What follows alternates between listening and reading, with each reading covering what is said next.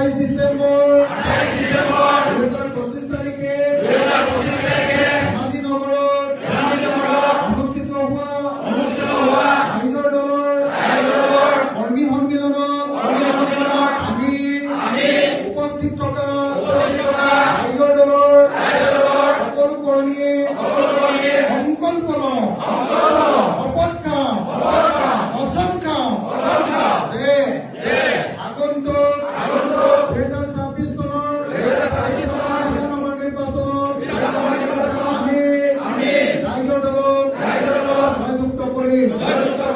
ধেমাজিয়ে সকলো ৰাইজৰ দলৰ কৰ্মীয়ে দলৰ প্ৰাৰ্থীয়ে জয়ী কৰাবৰ কাৰণে সকলো শক্তি প্ৰয়োগ কৰি কামত লাগি যাব।